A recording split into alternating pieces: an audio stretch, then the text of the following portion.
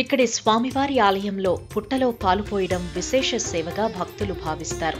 సంతానం లేని వారికి సంతానం కలిగించటం, చూపు మందగించిన వారికి దృష్టిని ప్రసాదించటం ఈ స్వామి మహిమ.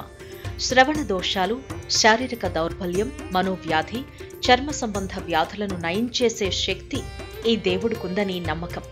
విద్యాభివృద్ధి, సకల సంపదలను స్వామి సమకూరుస్తాడని భక్తులు ప్రగాఢంగా నమ్ముతున్నారు. అందుకే దేశంలో ఎన్నో నాగదేవుని క్షేత్రాలున్నా కృష్ణా జిల్లాలోని మోపిదేవి కుమార క్షేత్రం ఎంతో గొప్పది, ప్రసిద్ధమైంది.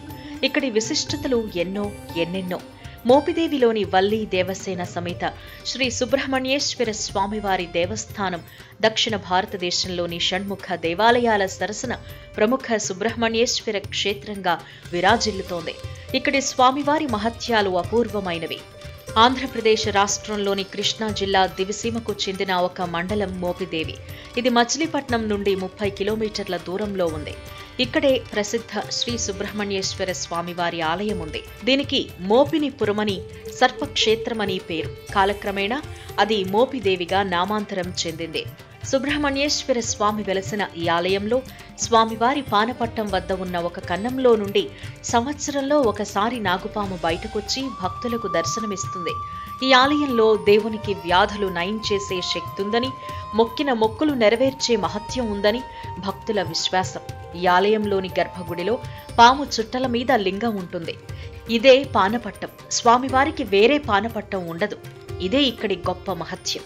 నాగుల చవితి, సుబ్రహ్మణ్య షష్ఠి వంటి పర్వదినాలతో పాటు ఆదివారం, గురువారం స్వామిని భక్తులు విశేషంగా సందర్శించి మొక్కులు తీర్చుకుంటారు. స్వామివారికి పర్వదినాల్లో మహాన్యాసపూర్వక రుద్రాభిషేకంతో పాటు ప్రత్యేక అర్చనలు జరుగుతాయి. ఆలయంలో ప్రతిరోజు స్వామివారికి శాంతి కళ్యాణం జరుగుతుంది. మరెన్నో పూజలు, వ్రతాలు నిర్వహిస్తారు. ప్రతి నెల వచ్చే కృత్తికా నక్షత్రం రోజున రాహు, కేతు, సర్పదోష నివారణకు ప్రత్యేక పూజలు జరుగుతాయి. ఉగాది పర్వదినం, దసరా శమీ పూజ, కార్తీక దీపోత్సవం, ఆరుద్రోత్సవం విశేషంగా జరుగుతాయి. మాఘమాసంలో కళ్యాణోత్సవం, రథోత్సవం, వసంతోత్సవం వైభవంగా నిర్వహిస్తారు. భక్తుల సౌకర్యార్థం నిత్యాన్నదాన పథకం సైతం ఆరంభించారు.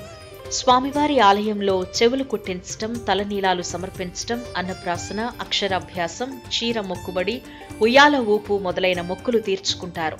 నాగదోషం ఉన్నవారు, వివాహం ఆలస్యం అవుతున్న యువతులు ప్రత్యేక పూజలు జరిపించుకుంటారు. పుట్టలో పాలు పోయటం, పొంగలి నివేదన ఇక్కడి ప్రత్యేకతలు.